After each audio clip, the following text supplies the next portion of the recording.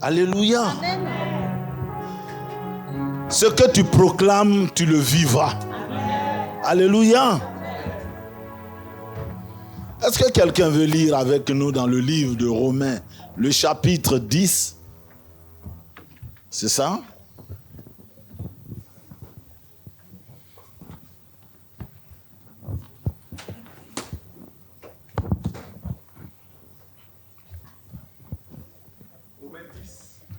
Romains 10, 8, il faut voir. Sauf erreur.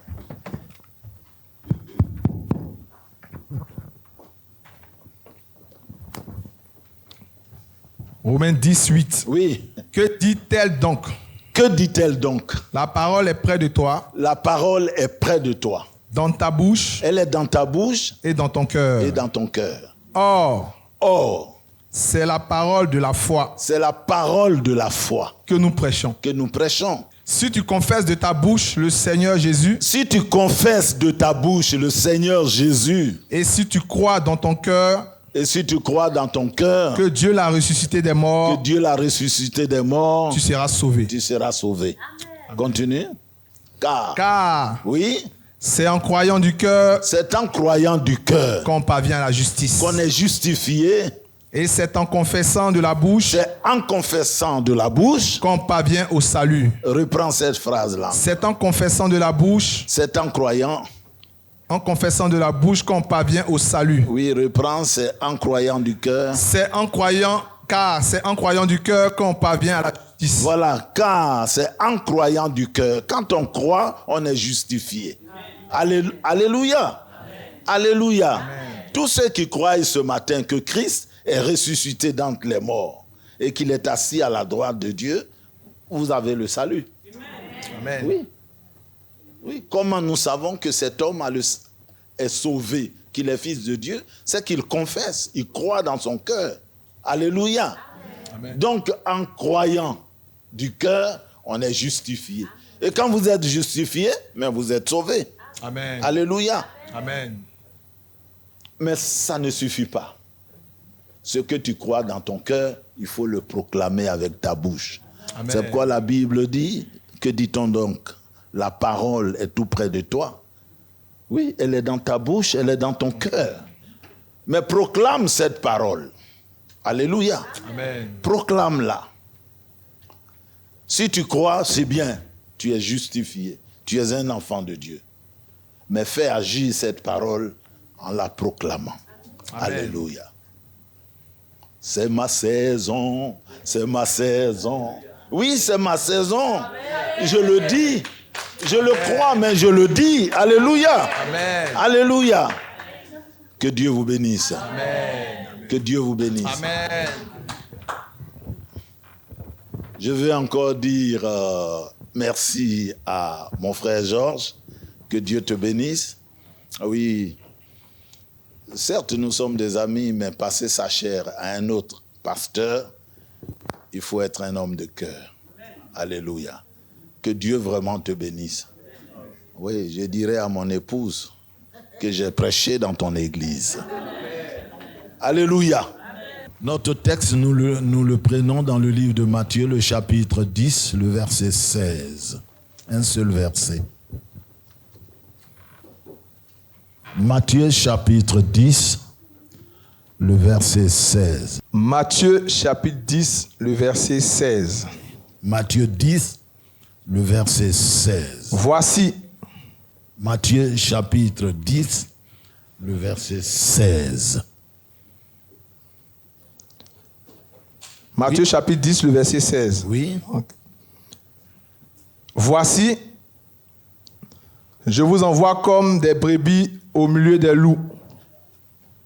Soyez donc prudents comme les serpents et simples comme les colombes. Amen. Voici, je vous envoie comme des brebis au milieu des loups.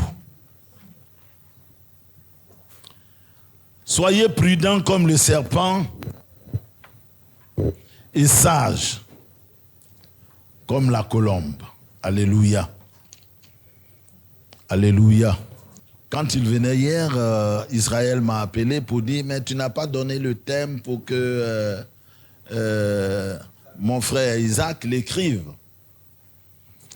J'ai dit, bon, mais écris le thème. Soyez prudents comme le serpent. J'ai entendu Israël murmurer pour dire, c'est tout le verset? Parce que ça fait pas bien vraiment. Qu'est-ce que cette histoire de serpent? Oui, tout homme aurait réagi de la même manière.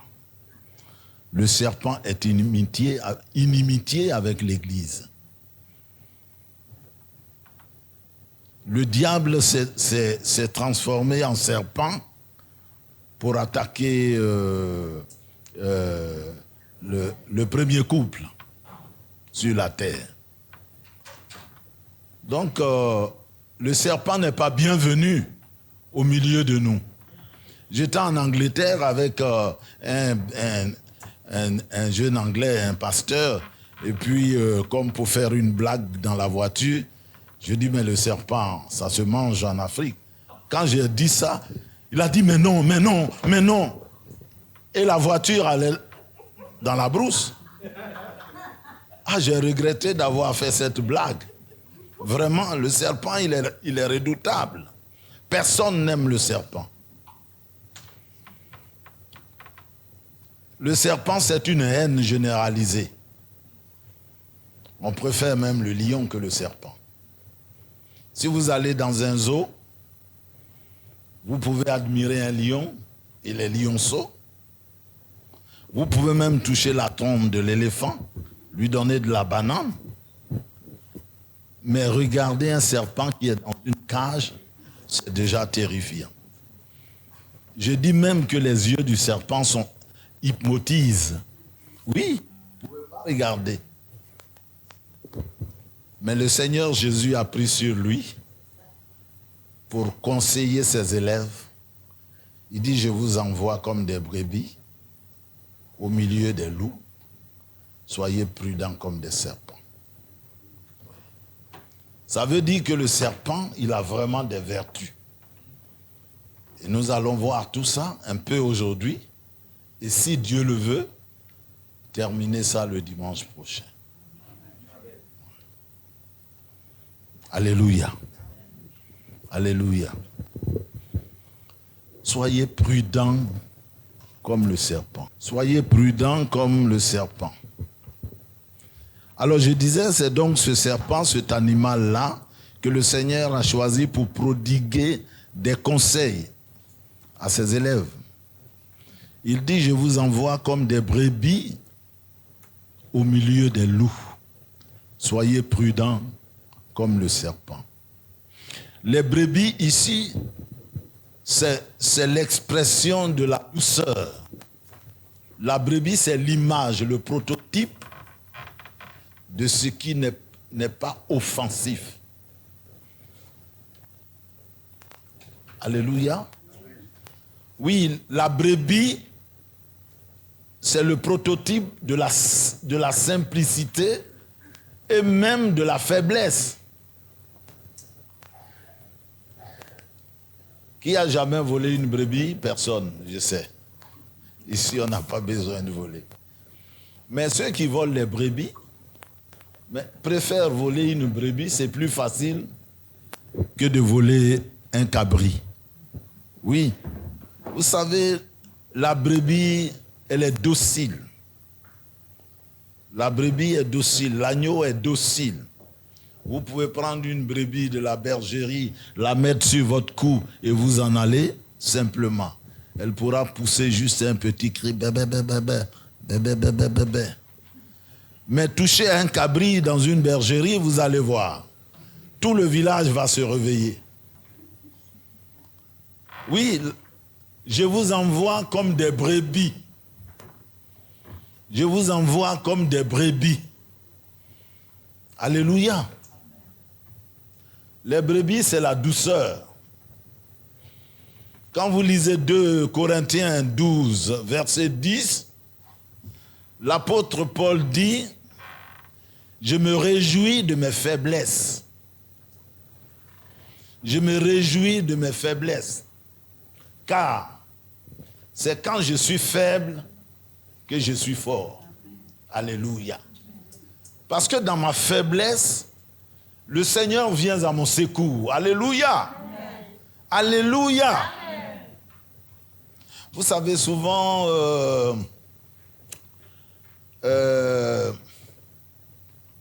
on s'en tient aux œuvres extérieures. On est un peu comme les pharisiens. La Bible dit, si votre foi, si votre croyance en Dieu ne dépasse pas la foi des pharisiens, mais vous n'hériterez pas le royaume de Dieu. Pourquoi? Parce que la foi des pharisiens, elle est pratiquée à la surface. Elle n'est pas intérieure. Elle est pratiquée à la surface, elle n'est pas intérieure. Mais la vie chrétienne, après laquelle Jésus-Christ soupire, c'est celle qui est intérieure. C'est la vie plus profonde. Alléluia. Alléluia. Oui, c'est la vie plus profonde. Regardez, prenez le temps de lire un jour le plus long discours de Jésus quand il était sur la terre, les béatitudes. Les béatitudes, vous allez voir que tout ce dont il a parlé concerne notre intérieur. Alléluia. C'est ça la vraie vie chrétienne.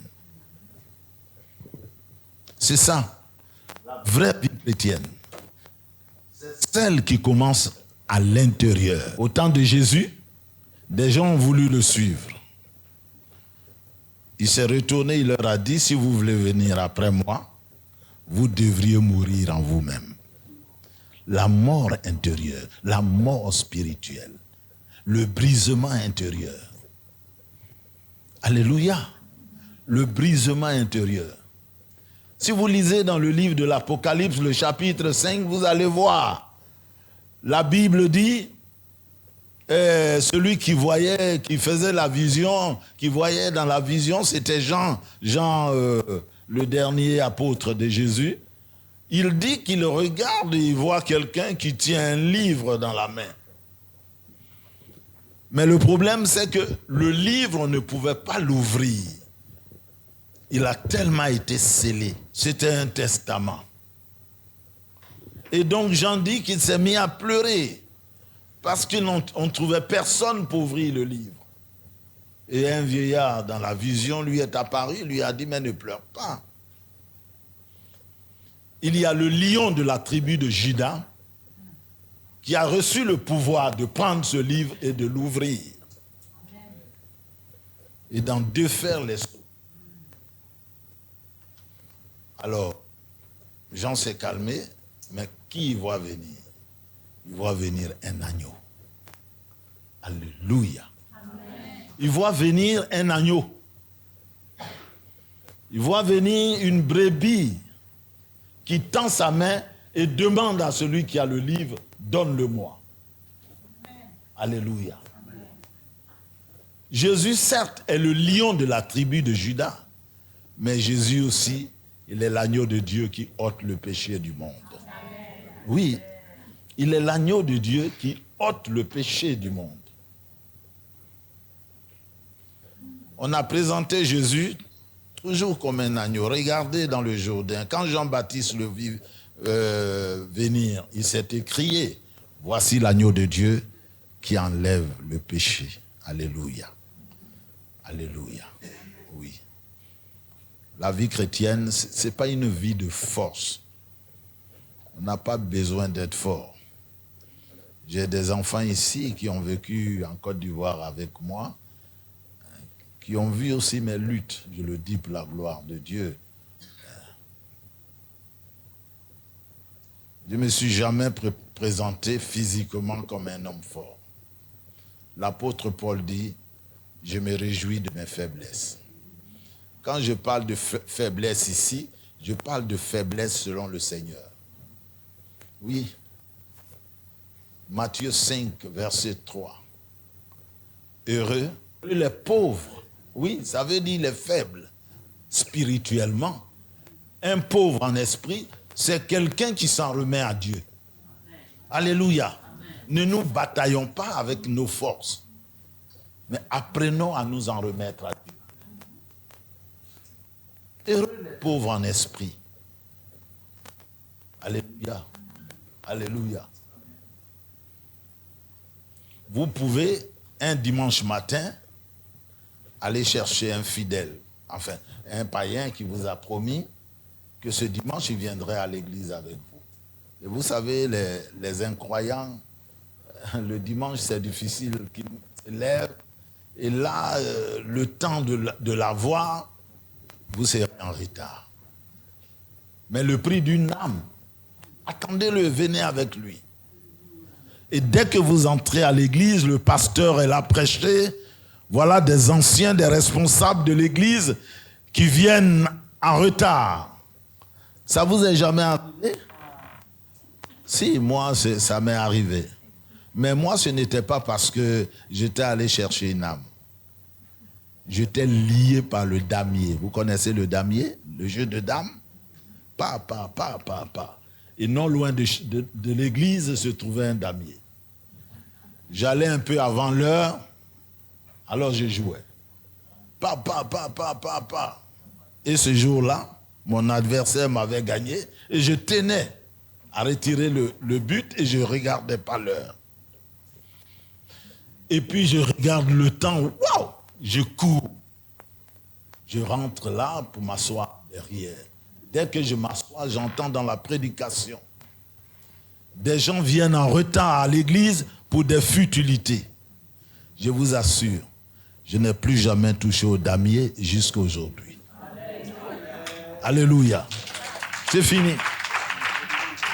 C'est fini. Qu'est-ce que je veux dire? Je veux dire, si vous êtes allé chercher une âme, que le pasteur dit ça, peut-être il vous a vu ou bien il ne vous a pas vu. Croyez-moi, la parole de Dieu, elle éclabousse. Ce n'est pas forcément parce que le pasteur t'indexe. Non. Le Saint-Esprit agit comme il veut. Alléluia. Oui. Mais vous n'avez pas besoin de vous défendre. Dieu qui est dans le ciel, il voit votre cœur. Et il sait pourquoi vous êtes en retard. Si vous ne vous attristez pas et que vous ne dites rien, vous avez la gloire de Dieu sur votre vie. Vous avez la bénédiction de Dieu sur votre vie. Alléluia. Pauvre, heureux le pauvre en esprit. Celui qui sait s'en remettre à Dieu et qui dit, Dieu voit mon cœur. Alléluia. Lui seul me défendra. Je vous envoie comme des brebis. Alléluia. Je vous envoie comme des brebis. Je ne vous envoie pas pour faire la guerre. Jésus a dit à Pierre, écoute, remets ton épée dans son fourreau. Tu penses que s'il avait s'agi d'une guerre comme celle à laquelle tu penses, mon Père n'aurait pas envoyé des légions d'anges pour me défendre. Mais il ne s'agit pas de cette parole. Il s'agit de la douceur de Dieu. Alléluia. Alléluia. Je vous envoie comme des brebis et c'est important. Soyons à l'image de ces brebis. Soyons des chrétiens pleins de douceur, pleins d'amour. C'est là aussi que se trouve notre victoire. Alléluia. Oui, c'est là que se trouve notre victoire. Un jour, on était à table, ma femme et moi, et puis Israël, il était tout petit. Il vient là du dehors en pleurant. Qu'est-ce qu'il y a? Il a un autre petit garçon aussi dehors qui est très palabreux. Et j'oublie le nom de l'enfant. Edgar, merci. Il n'a pas oublié le nom d'Edgar. Je savais. Alors, il y a quoi Israël? Non, c'est Edgar qui m'a tapé. Alors moi, je lui crie là-dessus. Et c'est pour Edgar que tu pleures? C'est pour Edgar que tu pleures? Tu ne peux pas te battre avec Edgar? Et puis lui me dit, tu m'avais dit que le chrétien ne se battait pas. Alors je l'ai pris dans mes bras J'avais tellement pitié, je dis, dans ce cas, tu as raison. Allez, viens. Oui. Nos guerres, ce n'est pas des guerres avec la force. Alléluia. Il dit, je vous envoie comme des brebis au milieu des loups. Au milieu des loups. Les loups, mais c'est ce monde-là où Jésus nous envoie. Le monde des méchants. C'est là les loups. Quelqu'un peut nous lire le psaume 28, verset 4. Rends-leur selon leurs œuvres et selon la malice de leurs actions. Rends-les selon leurs œuvres et selon la malice de leurs actions. Rends-leur selon l'ouvrage de leurs mains. Rends-les selon l'ouvrage de leurs mains. Donne-leur le salaire qu'ils méritent. Donne-les le salaire qu'ils méritent. David ne les épargne pas dans ses prières. David ne les épargne pas dans ses prières. Nous aussi, quand nous prions pour les méchants, ceux qui attaquent, il faut être virulent. Oui, il dit, rends-les, donne-les leur salaire, le salaire de leurs œuvres. Alléluia. Les loups sont méchants. Les loups sont méchants. Quelquefois, ils viennent jusqu'à entrer dans l'église. Ils dispersent le troupeau. Oui. Paul a dit le jour où il quittait Éphèse, il a dit, quand je serai parti, des loups cruels. Lui-même, il qualifie ces loups. Il dit, des loups cruels viendront au milieu du troupeau. C'est eux qui sèment la division, les palabres. Mais je bénis Dieu, il n'y a aucun loup dans cette église. Oui, je m'en réjouis. Il n'y a aucun loup dans cette église. J'ai déjà appelé ma femme, hein. C'est mon meilleur confident. Oui, j'ai dit, mais je suis dans l'église mais tout le monde est joyeux. Oui, tout le monde est joyeux. Nous nous serrons les mains, nous nous embrassons, nous partageons le café, etc. Si je retourne, je vais créer un cafétéria. Alléluia. Les loups sont méchants. Les loups sont méchants. Et Jésus dit, je vous envoie comme des brebis, mais au milieu des loups. Au milieu de ces méchants. Et il dit, soyez prudents. Il dit, soyez prudents. Alléluia. Et comme je vous ai dit tout à l'heure, la prudence est synonyme de la sagesse. Pourquoi le Seigneur Jésus a pris sur lui le modèle pour conseiller ses élèves? Il a pris le serpent. Croyez-moi, le serpent a vraiment des vertus. De nombreuses vertus et très important si tu veux vivre vraiment heureux. Alléluia. Il a dit soyez prudents. Il n'a pas cité un autre animal. Il a dit soyez prudents et il a pris pour exemple le serpent. Le serpent est un animal prudent. Le serpent est un animal prudent. Le serpent est un animal sage. Oui. Proverbe 22, verset 2. Proverbe 22, verset 2. Oui. Le riche et le pauvre se rencontrent. Le riche et le pauvre se rencontrent. C'est l'Éternel qui les a fait l'un et l'autre. C'est l'Éternel qui les a fait tous les deux. Verset 3. L'homme prudent voit le mal et se cache. L'homme prudent, l'homme sage voit le mal et se cache. Mais les simples avancent et sont punis. Les simples avancent et sont pris dans le piège. Vous savez, quand j'ai lu ce verset pour la première fois, ça m'a un peu fait mal, le verset 2. Le riche et le pauvre ont quelque chose de commun. C'est Dieu qui les a fait tous les deux. Alors quand je lisais ça, j'envoyais 250 francs au marché. Oui, mon épouse et moi. À la fin du mois, on a juste un peu d'argent. Et puis, on calculait 250, 250, 250, 250. Voilà, 50 centimes. Ouais, 250. Il n'y a pas très longtemps, en 95. Hein. Oui, 50, 250. Voilà. Et la sauce que c'est ma femme qui a inventé ça. Hein. Il y a une sauce que chez vous, on appelle tropo. Voilà. C'est gombo. Elle achète du gombo, je crois, pour 50 francs. Elle achète du piment, du poisson sec, là. On appelle dandina. Voilà. Hein, quand elle pile ça, voilà, c'est ça. Elle pile ça et puis elle met des champignons noirs dedans. Quand elle fait ça, allez, c'est notre sauce de tous les jours. On a pris même une pauvre femme qui n'avait rien puisqu'on habitait dans la cour de l'église. On lui dit, tu viendras manger avec nous tous les soirs.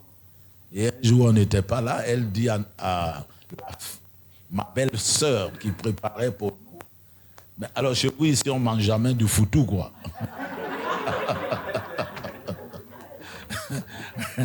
Alors, ma belle-sœur dit, attends, ceux qui disent de venir manger ici, là, quand ils vont venir, tu vas leur poser cette question. Tu vas leur poser cette question. Alléluia. Alléluia. Être prudent, c'est aussi être sage. Le pauvre et le riche ont quelque chose de commun, c'est que c'est Dieu qui les a fait tous les deux. Et je suis en train de dire, mais comment il a bien pu faire des pauvres aussi auprès des riches? Alors, quand je suis allé plus loin, j'ai compris que Dieu n'a pas fait d'hommes pauvres et d'hommes riches. Dieu a fait l'homme. Mais un est devenu riche parce qu'il était prudent. L'autre est devenu pauvre parce qu'il n'était pas prudent. Il n'était pas sage. Il voit venir le danger et il s'engage. Mais l'autre est prudent. Le Seigneur dit, allez-y dans le monde, mais soyez prudents. Alléluia. Soyez prudents et exercez la sagesse. Parce que dans le monde, il y a des loups. Il faut être prudent. Alléluia. Il faut être prudent. Quelques preuves de la sagesse du serpent. Premièrement, on dit qu'il est prudent par la manière dont il se multiplie. Est-ce que vous avez remarqué ça un peu? Écoutez, les autres animaux sauvages ont tendance de disparaître. Oui. Mais le serpent, lui, il se multiplie. Oui, le serpent se multiplie. Vous pouvez voir des serpents dans votre jardin, en Afrique comme en Europe. Peut-être ils n'ont pas la même ténacité, mais c'est que le serpent, il vit partout, à cause de sa sagesse, à cause de sa prudence. Le serpent vit partout, il se multiplie. Le serpent, il continue d'exister malgré tout. Je vous dis, n'eût été l'UNESCO, il y a des animaux qu'on n'allait plus voir dans le monde. Oui. Même aujourd'hui, en Côte d'Ivoire, il y a quelques forêts classées où vous pouvez aller pour voir un éléphant. On en parle, mais ça n'existe presque plus. Mais le serpent, vous l'avez dans votre jardin, vous l'avez peut-être même au salon. Je dis ça parce que j'ai trouvé, quand j'étais jeune, j'ai trouvé des serpents derrière le canari. Avant, il n'y avait pas de frigo. Voilà, on faisait un canari et puis on mettait du sable autour, puis chaque fois on mouillait ce sable, ça gardait l'eau fraîche. Je vais puiser l'eau et je vois derrière le canari un serpent. Donc le serpent, il vient même jusqu'au milieu de nous. Qui a vu un éléphant entrer dans son salon? Non. Le Seigneur dit que le serpent est très sage. Alléluia. Ça, c'est des critères qu'on peut voir dans le serpent déjà, qui sont la preuve que le serpent est un animal très sage. Alléluia. Malgré la haine généralisée contre le serpent, mais il prospère. Il prospère. Le jour où j'ai dit à Israël, dis à ton ami que soyez prudents contre comme le serpent, je sais qu'ils ont tiqué. Parce que effectivement, il n'y a rien de bon dans le serpent, il est redoutable. Il fait peur. Donc nous avons tous de la haine. Si un enfant venait tout de suite de la cuisine et disait « il y a un serpent », mais pour que quelqu'un ne se lève pas parmi nous, il faut qu'il soit paralysé au dernier degré, quoi. Sinon, nous tous, nous allons bouger. Nous tous. Oui. Oui. Mais malgré cette haine-là, le serpent est là. On n'a pas eu autant de haine pour le lion qu'on ne voit plus aujourd'hui, pour l'éléphant qu'on ne voit plus aujourd'hui. Le serpent, il est très prudent. Jésus dit, allez et soyez prudents comme le serpent. Alléluia. Le serpent, il vit partout. Il vit partout. Je vous dis, vous avez le serpent au Canada. Vous avez les serpents ici, en France. Vous avez des serpents partout en Afrique. Mais les autres animaux, ce n'est pas tous les animaux qui vivent partout. Le kangourou, vous ne le trouverez que en Australie. Et puis dans certains pays au Canada peut-être. Hein? Oui. L'ours blanc au pôle Nord, vous ne l'avez pas partout. Mais le serpent, vous l'avez partout. Peut-être celui qui est au pôle Nord n'a pas la même couleur que celui qui est ici. Ils n'ont pas la même force, la même ténacité. Mais le serpent, vous l'avez partout. Jésus dit, si vous êtes prudents, vous allez vivre au milieu de tout le monde. Amen. Alléluia. Oui, vous allez vivre au milieu de tout le monde. Il prend le serpent comme ce modèle. Comme ce modèle. Et c'est pour chacun d'entre nous d'être prudent. Alléluia. Alléluia. Oui. Le monde est moderne. Mais les serpents continuent d'exister et de prospérer. Oui. Oui. Le monde est moderne. Il y a des animaux qu'on ne voit plus, sincèrement. Même en Afrique. Mais le serpent, vous l'avez. Oui. À cause de sa sagesse, il a pu vivre partout. Le serpent vit dans les airs. Oui. Le serpent vit dans les airs. Le serpent, il vit dans l'eau. Oui, le serpent vit dans l'eau. Le serpent, il vit même sous la terre. Le serpent vit partout à cause de sa sagesse. Alléluia. Alléluia. Nous avons vu les preuves qui nous poussent à dire que le serpent est un animal très sage. Quand Jésus dit « Soyez prudents comme le serpent », il nous confiait un conseil plein d'enseignements. plein d'enseignements. Alléluia. Alléluia. On n'a jamais pensé, mais pourquoi on ne trouve plus de lions dans nos jardins? Pourquoi on ne trouve plus d'éléphants autour de nos maisons? Pourquoi on ne trouve plus, même l'agouti, tu ne peux pas l'avoir près de chez toi aujourd'hui. Même l'agouti, nous les avons très loin. Parce que leur sagesse ne leur a pas permis de vivre avec les hommes. Le serpent, nous allons voir les vertus du serpent. Peut-être une seule vertu, et puis nous allons arrêter pour aujourd'hui. Oui. Le serpent est maître de la non-dépendance. Oui. Le serpent est maître de la non-dépendance. Ça, vous pouvez l'écrire. Le serpent ne dépend pas des autres. Vous n'allez jamais voir un troupeau de serpents. C'est rare. Oui. C'est rare. Moi, j'ai voyagé avec un ami en Italie. Et j'ai été surpris de voir un troupeau de gazelles. Oui, traverser la route.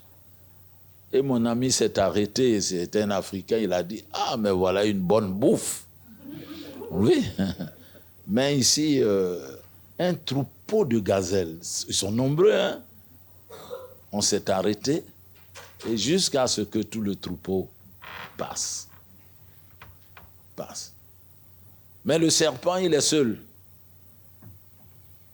La non-dépendance. Lisez 1 Timothée 4, versets 10 et 11. 1 Thessaloniciens plutôt. 1 Thessaloniciens 4, versets 10 et 11. Aussi ce que vous faites envers tous les frères dans la Macédoine entière. Mais nous vous exhortons, frères, nous vous exhortons, frères, à abonder toujours plus dans cet amour. Oui. Et à mettre votre honneur à vivre tranquille. À mettre votre honneur à vivre tranquille. À vous occuper de vos propres affaires. À vous occuper de vos propres affaires. Et à travailler de vos mains. À travailler de vos mains. Comme nous vous l'avons recommandé. Comme nous vous l'avons recommandé. Alléluia. Amen. Alléluia. Mettez votre honneur à vivre tranquille, à vous occuper de vos propres affaires, à travailler de vos mains, comme nous vous l'avons recommandé. Quelque part dans la Bible, Paul a dit, écoutez, éloignez-vous de ceux qui ne travaillent pas et qui sèment le désordre. Moi, c'est ce mot-là qui m'a vraiment touché. Parce que ne pas vouloir travailler, c'est s'aimer le désordre. Oui. C'est s'aimer le désordre. Et ça se trouve aussi dans le livre des Thessaloniciens. Mettre son honneur à vivre tranquille. Oui, travailler, mais c'est vivre tranquille. Alléluia. Le serpent n'est pas dépendant. C'est pourquoi le Seigneur a choisi le serpent comme un modèle. Il n'est pas dépendant. Le serpent n'est pas dépendant. Regardez, quand vous lisez par exemple les Actes des Apôtres, le chapitre 20, oui? Je n'ai désiré ni l'argent, ni l'or, ni les vêtements de personne. Merci, tu peux attendre. Je n'ai désiré ni l'argent, ni l'or, ni les vêtements de personne. Vous voyez, mes frères, si quelqu'un est animé d'une telle volonté, mais Dieu est avec toi. Amen. Dieu est avec toi. Ce que je dis, je le dis pour la gloire de Dieu. Il y a des témoins ici. Sylvie est là, mon fils est là. Il y a certains qui savent. nous avons habité. Lui, il est né dans une maison hantée. Une maison abandonnée. Parce qu'on n'avait rien. Tu as appris ce témoignage là-bas. On n'avait rien. On n'avait rien. Et donc j'étais à me soucier quand un frère des assemblées de Dieu est venu me voir. Il a dit, mais pasteur, tu vois la maison qui est derrière le commissariat là. C'est pour des adjoukrous, mais ils ont abandonné. Ça fait 20 ans que la maison est là. Elle est inhabitée. On jette la saleté là-bas. Si tu veux, allons chercher le monsieur. Il s'appelle Niaï. C'est lui qui peut dire quelque chose. Et nous sommes allés, on a tourné à Trècheville et puis on a eu le monsieur. Il dit qu'il est d'accord, mais combien tu veux que je te donne à la fin du mois? Il a dit non, allez-y habiter. Quand le temps viendra, je viendrai. Parce que le premier qui habitait la maison est mort. Et nous sommes allés, ma femme et moi. Elle attendait Israël, donc elle était à thème. On a gratté là. Nous avons habité là. Alléluia. On n'a pas voulu dépendre des gens. Même quand on a eu cet endroit,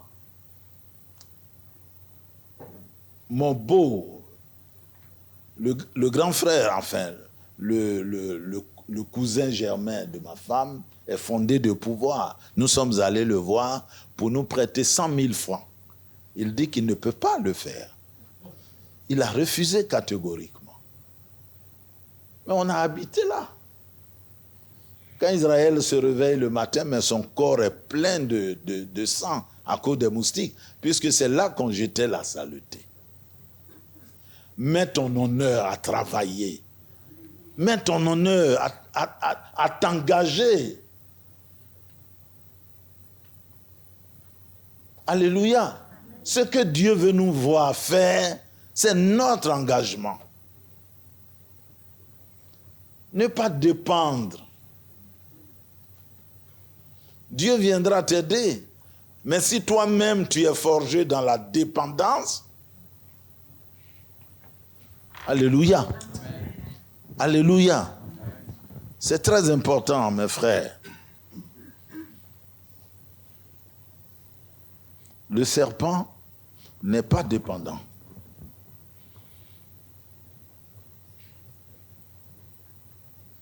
Je connais quelqu'un, dès qu'il arrive, à la maison chez nous, hein, c'est un frère. Quand il arrive, ah mais Gédéon, mais le petit vélo là, tu l'as laissé, vous ne travaillez. Bon, allez, prends. Il prend. Il tourne, mais écoute, mais vous ne voulez plus ça? Pourquoi cet habit est couché comme ça? Vous n'en avez plus besoin? Un jour, malheureusement, j'ai peut-être absédé, j'ai crié sur lui, j'ai dit, mais quand toi tu viens, c'est pour ramasser tout. Alors, il a dit, mais combien de fois j'ai ramassé? Bon, il se défend. Après, bon, je me suis fait un peu de remords. J'ai dit, bon, il faut prendre. Une table cassée, une chaise cassée. Non, mais apprenons à vivre la non-dépendance. Ouais. Apprenons à vivre la non-dépendance. Il faut partir de zéro. Alléluia. Parce que ce que le Seigneur veut, c'est que notre vie soit remplie de témoignages. Amen. C'est que notre vie soit une vie de témoignages. Comment tu peux dire à quelqu'un que Jésus est bon? En tendant la main aux autres. Alléluia. Amen.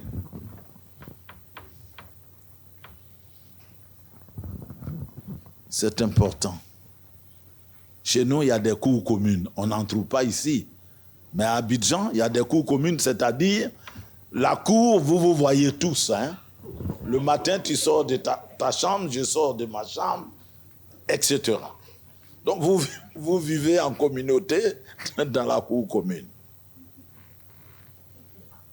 Malheureusement, dans la cour commune, les gens ne prennent pas la peine de vivre l'indépendance. Une femme va sortir. Écoute, Aminata, t'as pas un peu de sel? Du sel. Non. Du sel. Et je dis souvent, si tu demandes toujours du sel comme ça, personne ne va croire en toi. Personne. Apprends à t'acheter du sel. Amen. Au lieu de pencher toujours la tête, du sel. Quelquefois, elle entend bien, mais elle veut que tout le monde entende ce que tu dis. Tu dis quoi? Je dis du sel. Non, je ne comprends pas. Je dis du sel. Oh là, c'est regrettable. Oui. Mais dès sa naissance, le serpent prend son indépendance. Oui, il s'en va. Il y a un adage qui dit, la main qui donne, mais elle est toujours au-dessus. Elle est toujours au-dessus. Que le Seigneur nous aide. Amen. Et que chacun apprend à être indépendant. Vous voyez, moi je suis de l'ouest de la Côte d'Ivoire. Oui. Et quand la guerre est venue, la guerre a pris, s'est installée à l'ouest. Mais pourquoi? Parce que, excusez-moi, moi-même je suis de l'ouest. Nous avons très peu appris à vivre l'indépendance. Oui. Je dis souvent quand je vais au village pour prêcher, je dis, mais écoutez, c'est pas honteux pour vous d'offrir un lopin de terre à un Burkinabé ou à un Baoulé. Et puis c'est vous qui, le matin, le jour du marché, allez vous asseoir devant une femme Baoulé pour dire, mais les gombos, vous les vendez à combien? Mais elle n'est pas venue avec 4 bras. Elle est venue avec 2 bras. Et ce lopin de terre, c'est toi qui le lui as offert. Et le vendredi matin, le jour du marché, tu vas au marché et tu te cours pour demander Nibé Joli. Dans la langue de Mading, ça veut dire c'est combien ça? Nibé Joli. Et quand la femme dit 200 francs, tu dis ah camarade. Et celles qui sont méchantes disent mais viens prendre au prix que tu veux. Puisque c'est dans ton champ que j'ai pris, viens prendre au prix que tu veux. La palabre commence. Parce que tu vis l'indépendance. Que le Seigneur nous aide et que Dieu vous bénisse. Amen.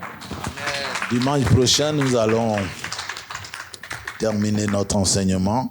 Veuillez vous tenir debout, nous allons prier un instant. Élevons nos mains et prions le Seigneur.